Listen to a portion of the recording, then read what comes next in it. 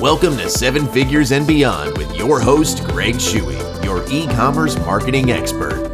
Hey everyone, welcome to episode 29 of the Seven Figures and Beyond podcast. I hope everyone is having an amazing day today.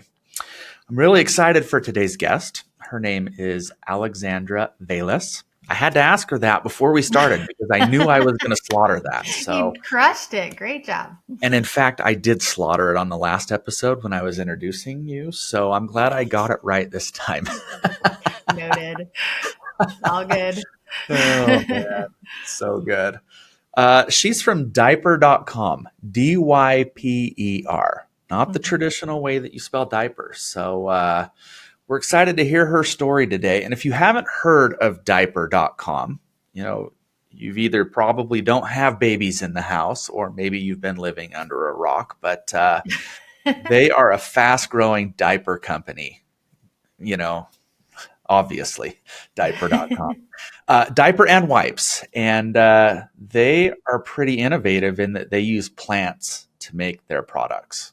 Customers rave about their brand, about their products. So if you have babies in the house, I don't have babies in the house anymore. If you do, you should go check them out today and probably buy some and see what they're all about. Today, we're going to be talking about how to keep the cohesion of your brand and messaging when you make the jump from D2C into retail.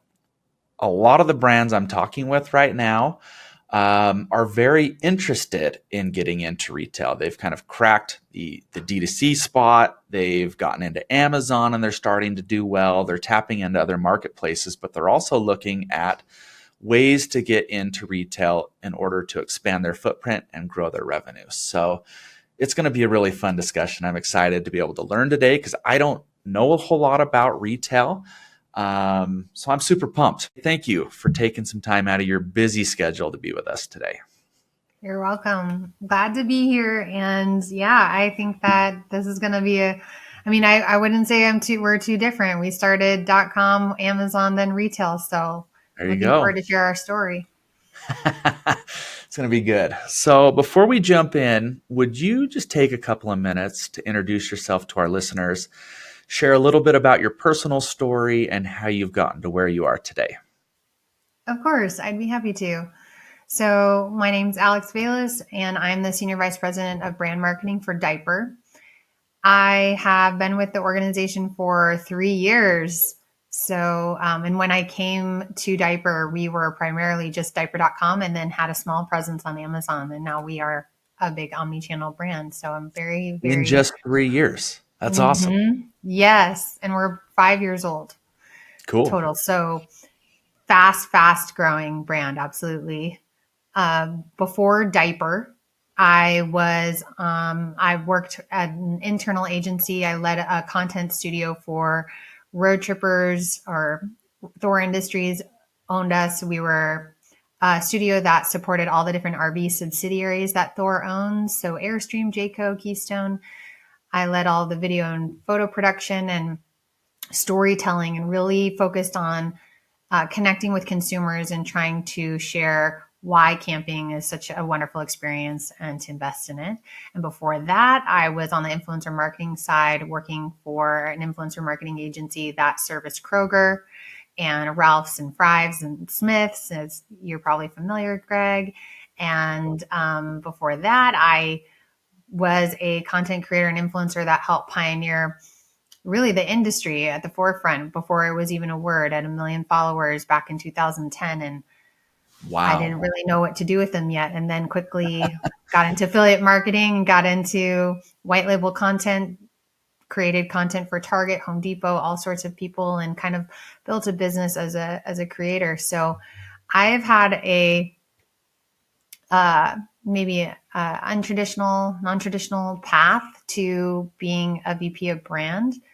And at the same time, I think it's one of the most relevant things to understand influencer marketing, to understand affiliate marketing, to understand the consumer and connect with the consumer in very authentic ways, especially content creation and making sure that your content is truly engaging, because that's huge for D2C. So Yeah, that's my story to brand. But I will say, venturing into retail, I didn't have any experience doing that. So we're all learning together here. That's It's been awesome. fun. The School of Hard Knocks. I love it. Yeah. I That's would say cool. most D2C brands, that's the school they go to. Wouldn't you say? I would agree. One of the words I like to use these days is brands are built by product visionaries, right? And so Mhm. they're hard knocks in terms of being able to build and grow the brand online because they don't know marketing. They're trying to figure it out. Right. So that's awesome. Very, very cool journey. And I love Yes. for anyone listening, thinking like, how do I climb the ladder, right? Like you said, very untraditional. And I Mhm. love that that's how things are today is like you can go build a lot of experience a lot of different ways and you can use that experience to just get the next role and then the next role and just kind of climb that ladder. I love it. That's awesome. Yeah, I think the key is adaptation and being resilient and willing to learn and remaining curious. I love it. Curiosity. One of our core Mhm. values here at Stride. I love that. That's So awesome. yeah. Cool, cool. All right. You ready to jump in? Let's do this. Cool, cool. Like I mentioned, more and more brands I'm talking with are really interested in getting into retail. Why do you think that shift is starting to happen and folks are getting more excited about the opportunity and aggressive? Yeah, I think there are a lot of reasons why. I think with the D2C, if you've hit your ceiling or you feel like you've hit your ceiling, you've tried you're pulling all the levers, you're not really seeing that growth, you're seeing it slow. You've already expanded to Amazon and you're doing well there. So you're seeing opportunity, you're seeing positive results, but you're seeing slow in growth. You think, okay, I want to expand and see who else I can reach. I think there's a level of awareness that comes with retail. Obviously, there's a level of legitimacy of, wow, you've really made it when you enter retail, right? And so I think a lot of founders and want to see that moment for themselves. I mean, it's true. It's accessibility, especially if you get into a retailer like Walmart or Target. You're trying to create accessibility for your consumer, and that's what your hope is. Hopefully, as someone that's passionate about your product. I think that for diapers specifically, and I do think that it's different depending on what type of product you are. For diapers, the consumer research and behavior is that over 50% of all diapers are still sold brick and mortar between Target and Walmart alone. So when you look at that just from a strategic perspective as a business owner, you think, well, if I really, do I really want to just keep my business D2C? There's only going to be so much growth I can hit. And then you're facing retention and all of that. So the next step for us was retail. If we really, really want to challenge the category and grow and stay, this was our next step. Now, how fast we did that, that was probably maybe too fast, maybe a little bit, but we did it.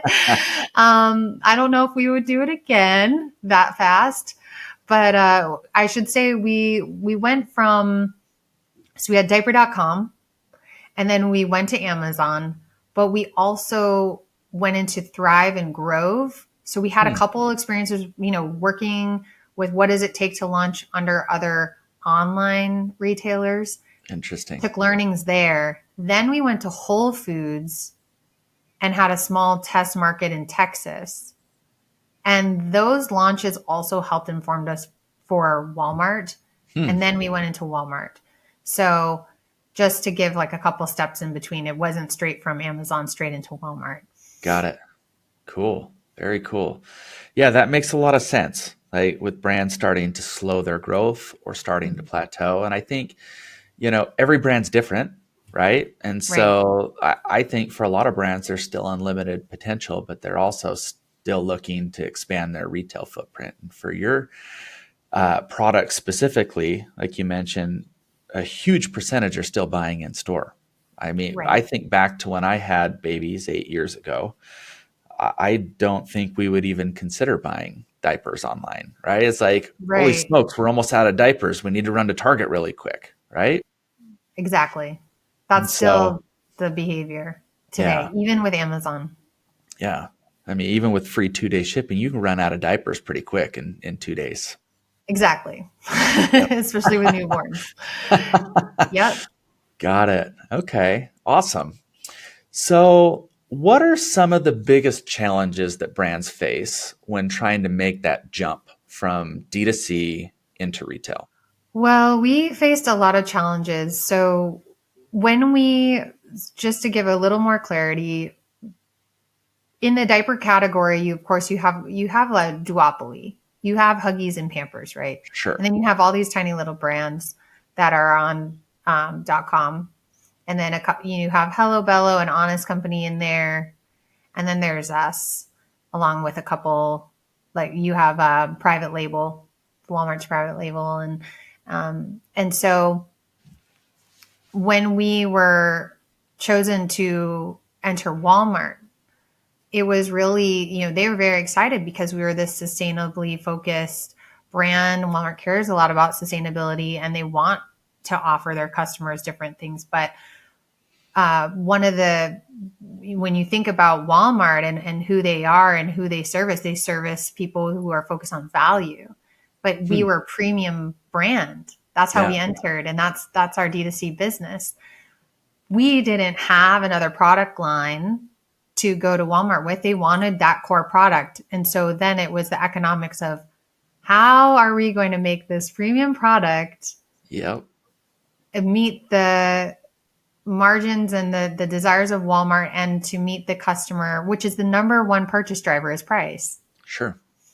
So we thought, okay, we're going to try this. We're going to do our best. This is our shot and we just got to figure it out. So we went in with the same packaging that we used D2C and we put it on shelf. And gosh, that was a mistake because when you're online, you don't think about shelf presence Yeah. and we didn't have time. That's another thing is it's not like we were super strategic. We were this tiny, nimble team on D2C, and then we just decided to go into the largest retailer in America. Yeah. And at the time, our packaging said in big, big letters, Bamboo Diapers, diaper in small letters. So then everyone thought our brand was Bamboo Diapers. And the other thing that we didn't spend a lot of time doing is really understanding doing consumer insights. And there is a strong correlation between people thinking that eco products and bamboo products aren't going to be as effective. And efficacy is crucial in a diaper. I mean, anyone who's changed a diaper, it has to work. Yep. So we didn't have a lot of brand awareness and consumers didn't know who we were. And then the first thing that they learned about us was we were Bamboo Diaper brand. So right when we entered retail, we realized, oh shoot, we need to change our packaging. So it was hard. But one of the things that in that process we realized was as we were switching over our packaging, we made the changes and we did it really fast. And I'm really proud of that. Came out with Simply Kind diapers, Simply Kind diapers, and made our name really big on the package. We also did a big rollback that drove trial that finally got people to try our products. And yeah, that was hard on hitting our bottom line, but it was actually one of the wonderful upsides because we drove trial, which is exactly what parents need to know if they like it. Yeah. Especially as a new brand. And then they loved it. And then our brand awareness just shot up.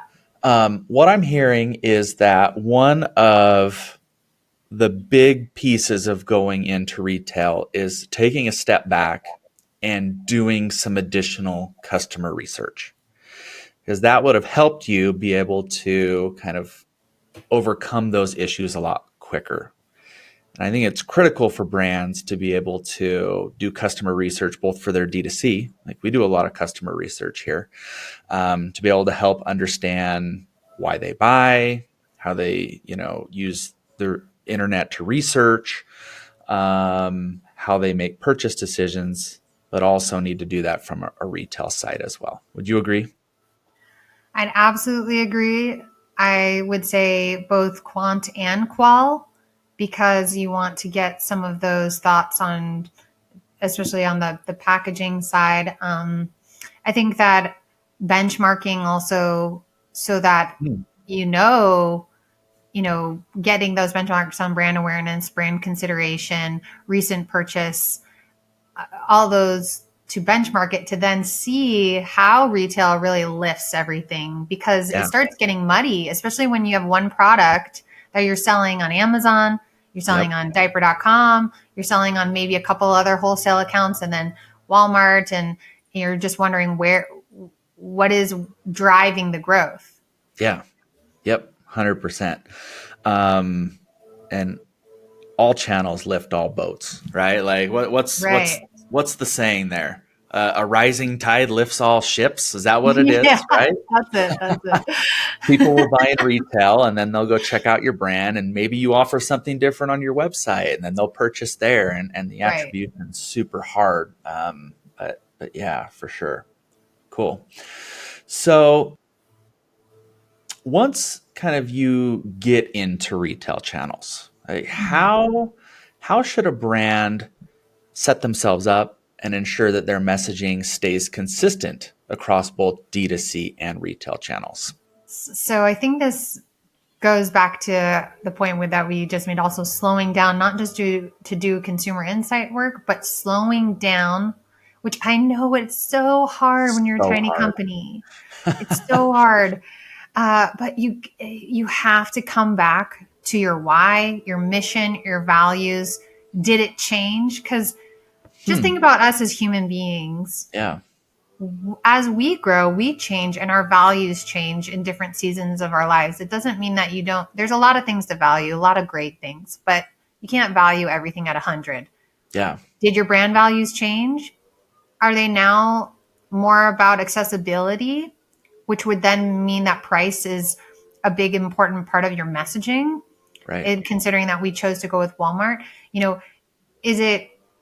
do we remain true? And not that we are selling out or anything, but when you think about leading constantly with plant-based, people didn't understand what that meant. They couldn't digest that, and realizing, okay, though that was a core value, perhaps how we say this needs to be different, especially when it comes to on-shelf experience. And so some of our brand language needed to change in order to resonate with that 2-second glance with a screaming kid in a cart.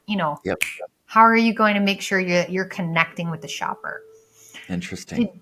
Did your brand colors and how you stand out in the category? Thankfully, we chose yellow. I can't say that was a decision that was very thoughtful, as in from the retail perspective, but thankfully there wasn't a yellow box there.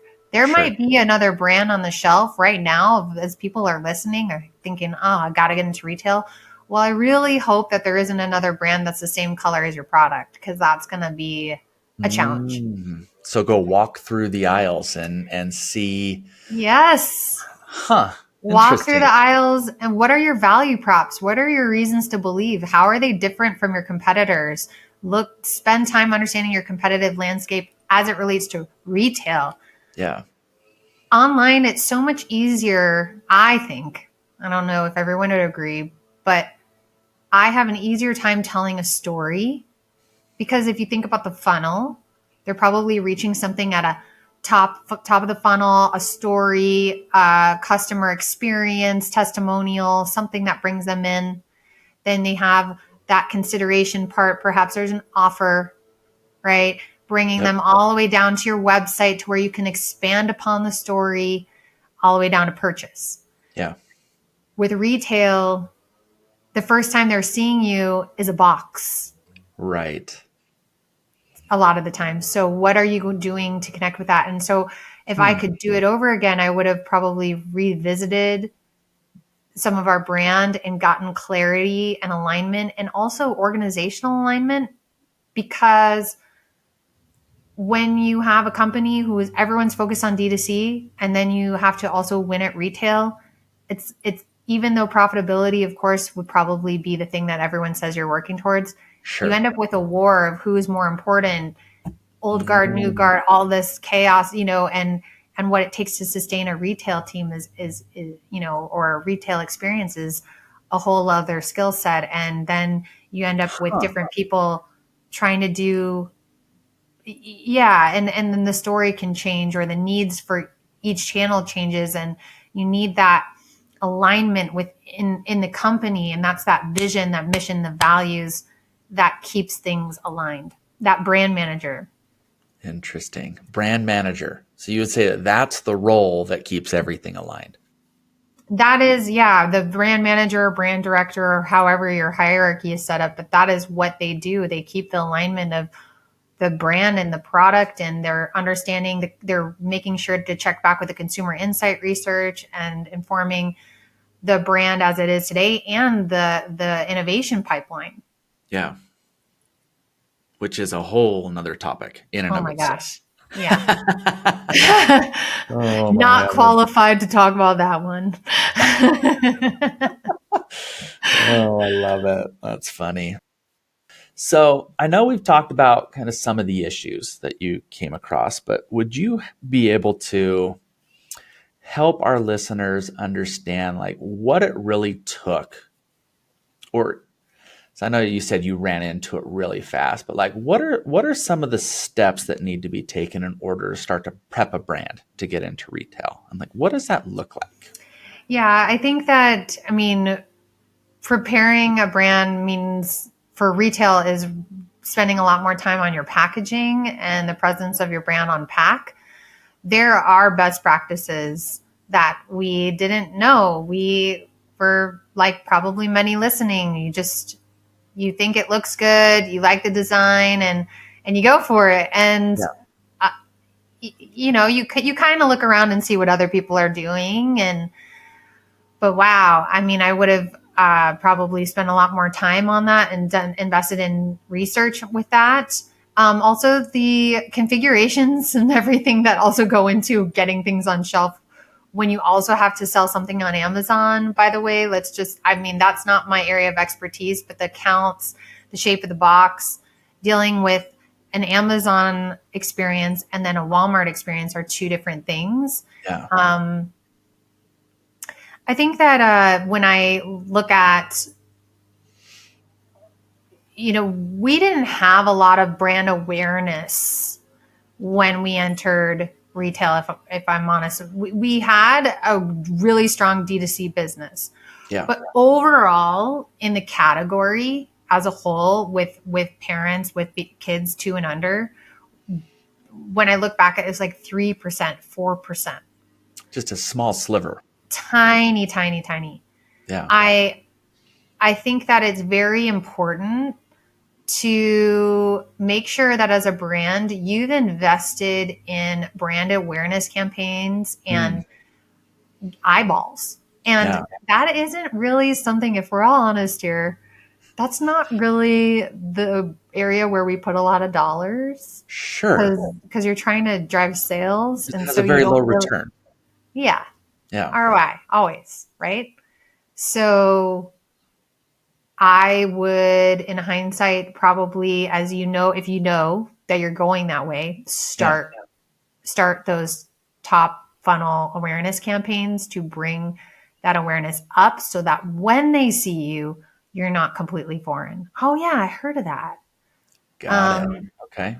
I would also make sure that you are thinking about, you have your shelf experience, but what are other ways, other touch points that you could be doing?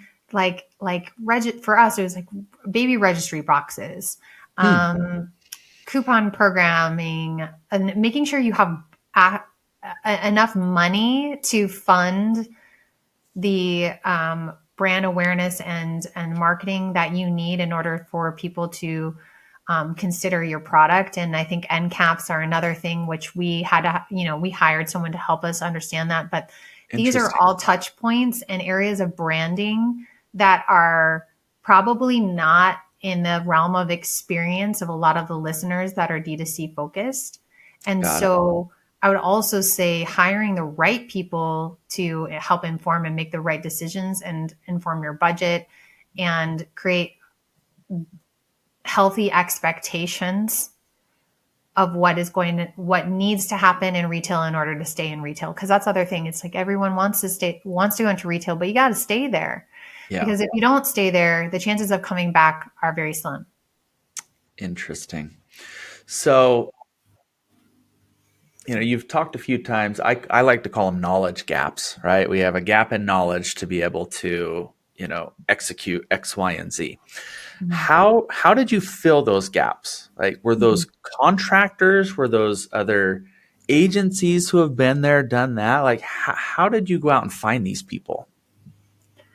We hired agencies to help us. That was a fantastic investment. Got it. And as far as the packaging goes, we do all of that in-house. And so we did just, reach out to other people who had done packaging in our category before as consultants and advise us. We're so thankful that our chief product officer, Katya Lerner, she comes from Kimberly-Clark, who makes Huggies, and really we felt very confident with our product strategy, our product innovation pipeline. So I'm thankful for key hires within our organization that have CPG experience in retail. And, the retailer wants to see you win. They're betting on you, right? That they're putting their own reputation and they're giving you shelf space, which is dollars that they, so they don't want to see you fail. They're going to help you along the way. But anyone that's listening that really wants this, and you just need to know this isn't it. There are so many moving parts. You're going to need more help. You're going to need a proper budget to get the right help, to also have enough of brand awareness and marketing in order to hit the velocities and hit the metrics that you really need to see in retail and stay in retail. In other words, it's not going to be cheap. How about that? Nope. Nope. This isn't like a easy growth hacking experience of a bunch of meta campaigns. That's funny. Yep. Cool. Well, that was very helpful. We've also touched just briefly on kind of measurement. It's hard to measure the impact across all the different channels, but when you look at retail specifically, what are a good set of metrics that brands should be looking at and considering and familiarizing themselves with before getting into it? So we primarily look at, of course, our sales, but then our velocity, how fast that they are selling. Obviously, that's important for people to know for forecasting and product fulfillment in other departments. That's what we're primarily focused on as far as KPIs of winning it at retail. But I'd also say reviews for me from the brand marketing side, I care a lot about customer reviews. It's not as easy to measure NPS.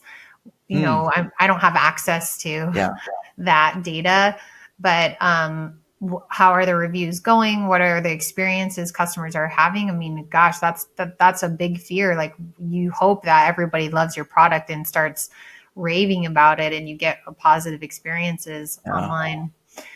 For me as a brand manager and someone that is just wanting to make sure that we're growing in awareness, I think I mentioned this, my main KPIs are brand awareness, brand consideration, and recent purchase data. So I do a quarterly survey and I do it quarterly because it's harder to see really the change month over month. Sure.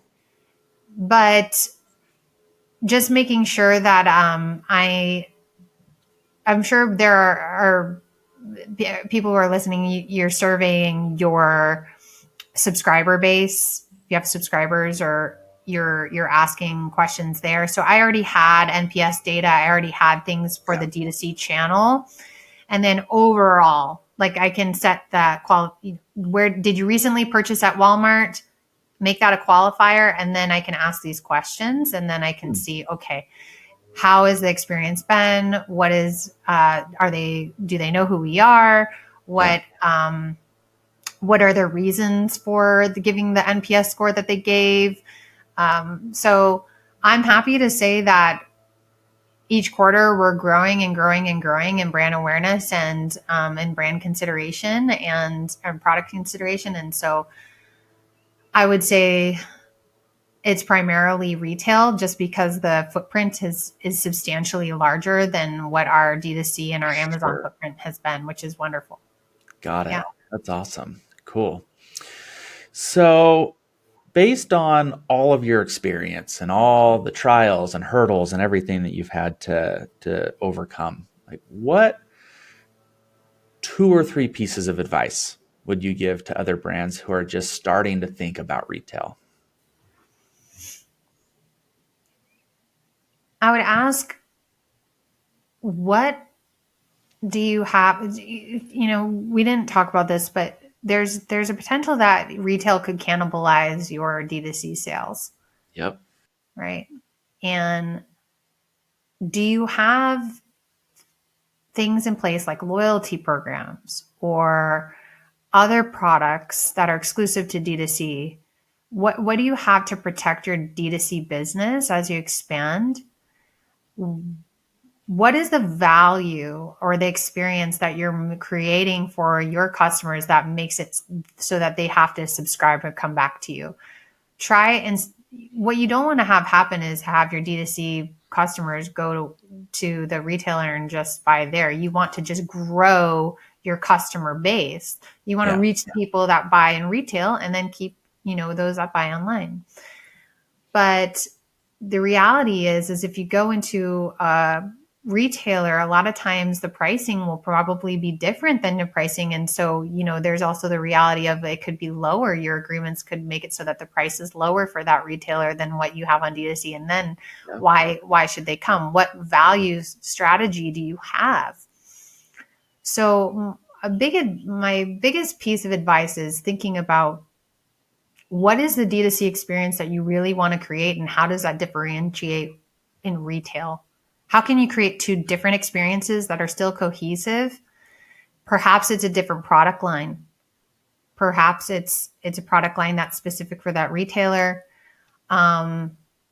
Just spend time truly thinking about your strategy. Just don't jump at the opportunity. I know a lot of people need to just jump and figure it out as you go. I mean, that's what we had to do and many people do. And that's the scrappy startup mentality. And I love it. Yeah. And at the same time, if you could just give yourself a little more time, if you could just carve out, if there's one theme that's come out of this podcast, carve out some time to really think back through your strategy and making sure that you're protecting your business in every area and creating a truly wonderful experience for your different customer channel or your different retail channels. But that would be it. And then it would be also to really figure out, what is the true vision of your brand? Okay, let's fast forward here. Let's fast forward and you're in retail. You're doing well in retail. Then what? What's the end game? Yeah. What is it? Is it an acquisition? I mean, there are a lot of people that just want to grow into retail and then get acquired and peace out. I don't know. Yep. But instead of thinking about everything from a business standpoint, what is your customer experience? Get back to the customer, get back to your why. You created a problem, or you created a product to solve a problem. How are you continuing to support your customer? Don't lose your customer. Don't lose your focus on why you exist and who you serve. I think a lot of companies just keep focusing on the business, and they focus on what other people in the category are doing. And then they make decisions about the business based on those things instead of basing every decision on the customer experience. You have to be consumer centric at the core in order to win these days, especially with personalization and all these other trends that are happening. And customers aren't loyal. They're not loyal to anyone anymore. Yep. So getting back to that and really making sure you have a strong team. I mean, I think that, it's not easy. It's climbing a mountain, and you've probably already climbed one because you're here at this point, right? You probably already climbed like 10. and then you're about to climb 10 and then climb Everest. And so I think that it's just making sure that your team is on board, that your team understands what's ahead, and that you incentivize and support your team appropriately with proper budgets. And look, if it's not this year, maybe pause. Maybe it's okay. Maybe it's not the worst thing to pause and then try a year later, or maybe it's fundraising, or maybe there's other solutions to making sure that you are going to be successful, but it's important to pause. Yep. Pause, but also have a good time block built out for you to be able to build all of it and not rush it. How about that? Yes, time blocking. Huge fan. Yep. I love it. Cool. Kind of one of the last questions that I want to close out with is predictions. I like to ask all of our guests, like, where do you see retail going over the rest of 2024 and into 2025? Do you see it continuing to get bigger and bigger? Do you see D2C, continuing to get bigger and take away from retail, or what do you think? I think retail is going to get bigger, mainly because retail is demanding a certain, usually pricing ends up higher on D2C for reasons of shipping, and there are a lot of reasons that go into those higher prices. And so when you can have retailers issue a big PO and they can handle a lot of that, you're going to keep the prices down. And consumers are very price sensitive right now. Yep. I don't think that people love going into stores still. I think that we all like the comfort of our home. Yeah. And yet I think that people are going into retail to discover new products every day. And I think the retailers are excited about offering new things. And so that's kind of cool for a lot of these D2C brands. But I think that the thing that D2C will always have the upper hand on is there's a high demand for a personal, special experience. Yeah. And that's where D2C can win. But it's taking time to invest in that funnel experience, every touch point, seeing how we can truly make it special for the customer journey. And retention is going to be a huge issue. It is an issue for many of us right now. And that's going to be, it all comes back to value. Mm-hmm. And I don't think that it always has to be price that we offer value on, and what premium experience that can you offer your customer online. For us, we developed an app this year. We launched an app. Nice. And the app can be tailored to the journey of how old your child is. So now we have the ability to celebrate wonderful moments in a child's life and surprise and delight our customer and tell them they're doing a great job. And you know what? Retailers can't do it the same way that we can. Nope. So I would say a huge trend would be personalization and doubling down on that for D2C. Whereas with retail, you're going to see a lot of foot traffic there and growth there because of price. I love it. And I love to hear that you guys launched an app. Yes. Yeah. I think a lot of brands over the next couple of years are going to have to get on that mobile app bandwagon. I think it does provide a lot of opportunity to personalize and retain customers in a new, unique way. So it's fantastic. Absolutely. Awesome. Well, that was a great discussion. Thank you so much for everything you shared. It was amazing. I hope it helps. It does. So on our next episode, I will be chatting with Alte Malazgert from Go Audience. They are a relatively new tech company. They help brands find new customers based on their credit card spending history. It's a really cool thing that all brands should be looking at. And we are going to be specifically discussing meta ads and how it's becoming more and more difficult to manage your customer acquisition costs due to there's so many different variables that can't be controlled from the brand side. We're going to be, tying that back into their technology and some cool things that you can do with it to be able to go out and prospect and find new customers. So it's going to be a really, really awesome discussion. And that's it for today. So take what you've learned here, and we have learned a ton about retail. I have learned so much. I'm going to have to go back and listen to this again. Take it, make a plan, and take massive action this year. Thank you, everyone, for joining.